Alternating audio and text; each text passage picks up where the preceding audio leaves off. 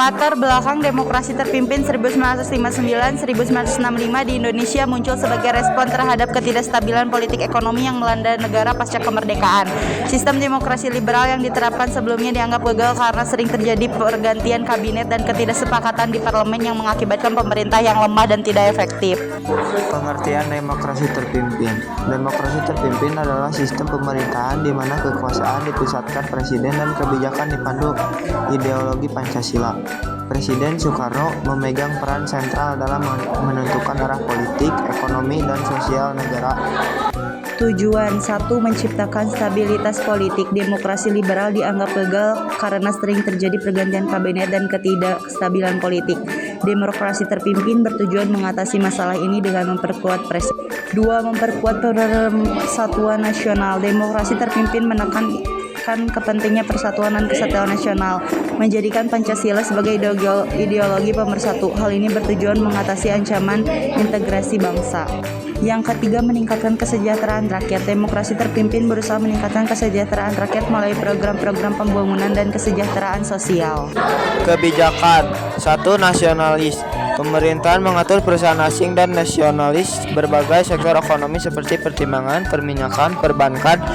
Tujuannya adalah untuk memperkuat kontrol negara atas ekonomi dan mengurangi ketergantungan pada modal asing.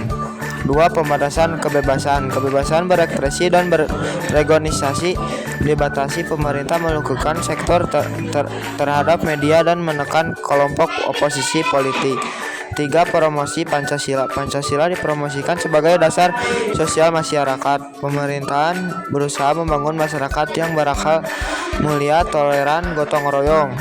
Kebijakan budaya. Promosi seni dan budaya nasional. Pemerintahan mendukung dan mempromosikan seni budaya nasional seperti tari, musik, dan teater. Tujuannya adalah untuk memperkuat jati diri bangsa dan meningkatkan rasa nasionalisme.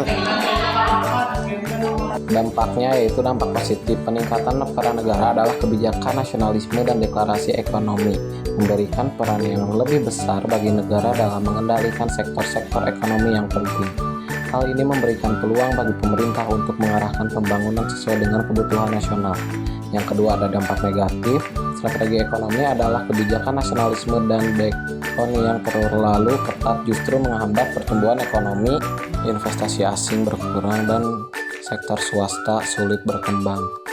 Akhir demokrasi terpimpin. Demokrasi terpimpin di Indonesia yang berlangsung dari 1959 hingga 1965 berakhir dengan dramatis dan penuh gejolak.